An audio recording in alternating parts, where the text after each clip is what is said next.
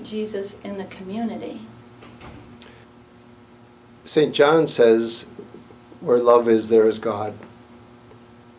To me, that means any place you go and find hope offered, wounds bound up, reconciliation effected, forgiveness offered, pardon received, there is God.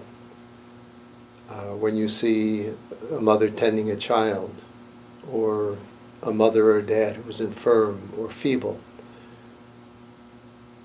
whatever the person's religious affiliation or faith might be, to me, that loving act is a sign of God's presence.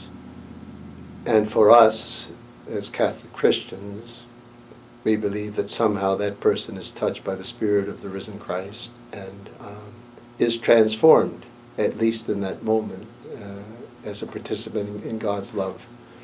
So, thanks be to God, we have an incredible number of people over our community who live loving lives and who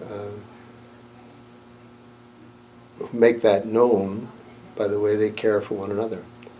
Within the faith community, I would say the same thing.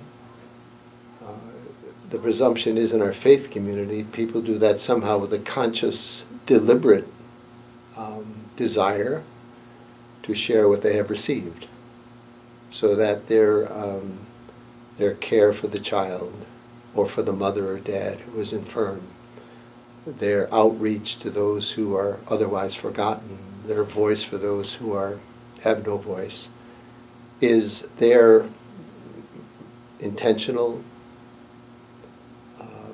committed way of sharing what they have received.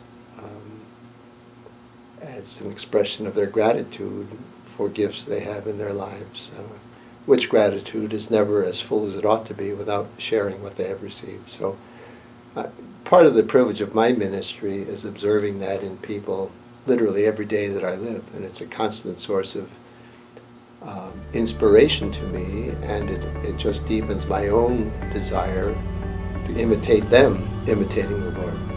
It's rather contagious.